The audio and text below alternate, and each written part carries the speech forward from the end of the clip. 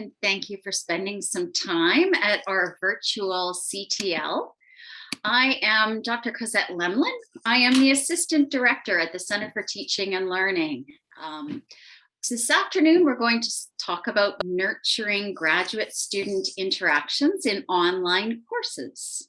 This webinar started with a question that posed a challenge for me. That question came into me during consultation, a routine consultation with another instructor here at the University of Alberta.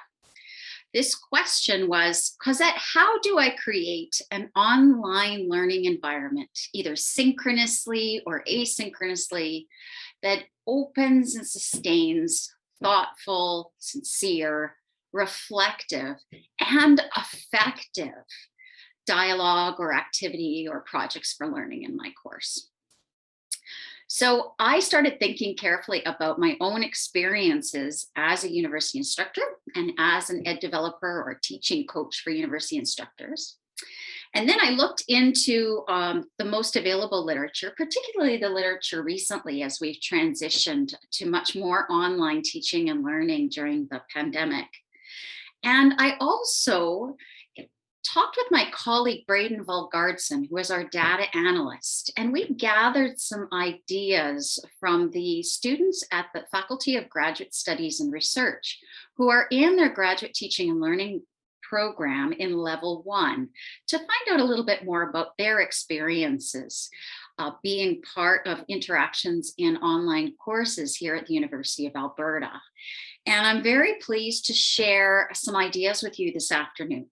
The challenge, the answer to this challenge, the response to this challenge starts with a very brief story. When I was growing up, I had a friend of mine who used to wear a t-shirt occasionally that said this: instant swimmer, just add water. She was a competitive swimmer, and this was swimming humor. She was ready to go and swim anytime she was added to water. When I was learning to be an online instructor, both synchronously and asynchronously, I often thought about my course as, if I build it, students will come and build community. I assumed as a novice instructor that if I built the e-class, if I built the activities, if I had synchronous time, it would be like instant community. Just add the course components. And I learned over time that there was, well, way more to it. That students without structured community building felt like a fish out of water. They felt like they were drowning. They felt uncomfortable. They were less likely to turn their cameras on. And so I had some new things to learn as an instructor. So I'd like to share some of the ideas from my experience, as I said, from the literature, from other students we talked to, so that you can prevent some of these early mistakes that I had as an instructor. So building a community within a graduate online course, particularly with all of the distractions of taking an online course at home, and particularly with all of the distractions in terms of what's happening in the world and the competing priorities that are particularly the norm with graduate students. Many of them are often managing family, professional careers, other responsibility while taking graduate courses. Building a community has to be approached in a very step-by-step way, because as I alluded with my swimming analogy, if you do it too fast, folks commonly feel uncomfortable. So the first stage in building community in an online graduate course starts at the very beginning of the course with how you set up your introductions. In a previous section, I talked about how I often provide a video introduction in my course so my students can get to know me a little bit. I often talk about things like how I got into education, what my connection as an educator is to the particular topic of the course, and a few details about what's important to me as an educator. So if you are teaching, next point, please. Whether you're teaching in an asynchronous or synchronous course, a strategy for getting acquainted might be having students also provide a very brief introduction. In an asynchronous course, I would say that you focus on very specific questions or even one specific question when they do a synchronous video introduction, and the students are given a specific time limit. So within 1 minute, tell us about your connection to the topic of this course. Or within 2 minutes, tell us about a few areas of this field that interest you the most. Keeping it very structured and very brief so that it is a very safe experience for your students. You basically can't fail at giving students your name and a couple of things that you're interested in related to the course. In an asynchronous course with students coming and going at times that are convenient for them, I would create even more structure by providing an example video introduction and then giving specific questions that you would like answered in the video introduction. Okay, so even less opportunity for failure in an asynchronous situation, and maybe even a briefer time limit, a minute or two. And I find that when I teach graduate students synchronously, where we're all in the room, they will talk longer than a couple of minutes. And in an asynchronous video introduction, you want to keep that time limit pretty short. If you happen to have more than 20 students in a class and it's going to take you a great amount of time for students to do the introduction go around, you may consider having students briefly go into a breakout room, meet 2 or 3 new people that they may not have met before, and then have them engage in a second breakout room to meet a few more people. Then start your next class the same way so that gradually over time they will eventually get to know quite a few of their colleagues. Another common practice in online graduate courses is to spend that first class talking about the syllabus and the assignments in the course. And so one way that gets students starting to interact and build those first collaborations in a very safe way is to come up with 5 or 10 questions about the syllabus that form a kind of scavenger hunt.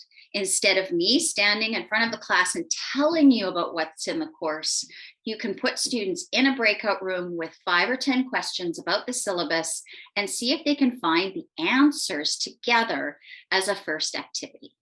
Because the activity is not about them personally, it's about getting the answers to the syllabus questions. It often is a safe opportunity for them to have a success experience together. You can also consider in a graduate course as a safe first activity is having students reflect either in pairs or in groups on positive and negative experiences they've had in online courses as a way to come up with 5 expectations for learning in the course, or what you might call netiquette for this particular class. Have them add it into a Google Doc or possibly share when they come out of groups so that you can set the expectations for group norms together. And graduate students often appreciate having some input on those group norms. Again, it provides an opportunity for collaboration, early collaboration, rather than telling, you're asking them to have some input and in a relatively safe way. Most students have a story about previous courses. The next stage in getting students to learn to build community is focusing on starting to discover some common ground.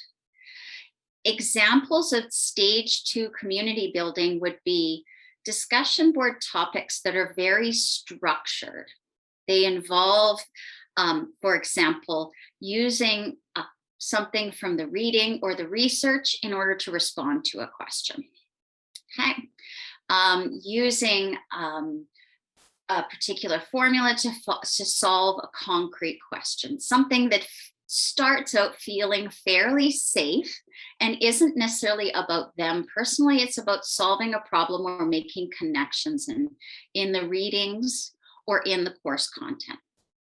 Another next stage in community building is to set students in breakout rooms around discussion topics that are fairly structured.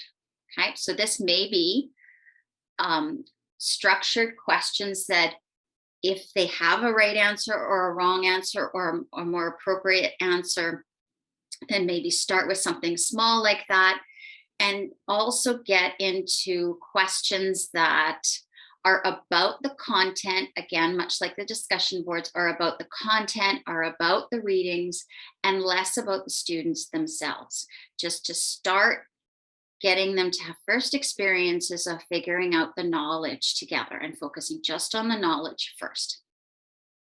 So this stage of building community and connection in graduate courses is about starting to discover common ground around the content. So you're looking at solvable problems or tasks that are based on the readings, the content of the course. The third stage is about where many of us want to get right away. This is the instant swimmer that I mentioned. This is often the end game that we're hoping to get to, where students experience camaraderie, where they experience a course situation in groups and in teams where they're supporting and encouraging each other and really helping each other move further along in their learning together. This is the best of the social learning theory, right? Where many of us hope to be. Camaraderie starts to be built when students are applying theory to their own practice. Camaraderie among students is a stage where students are starting to, next bullet please, reflect on their personal and professional experiences as related to the content. If they're comfortable talking about the content together, then they're more likely from stage 2 to stage 3 to start reflecting on their personal experiences with the content.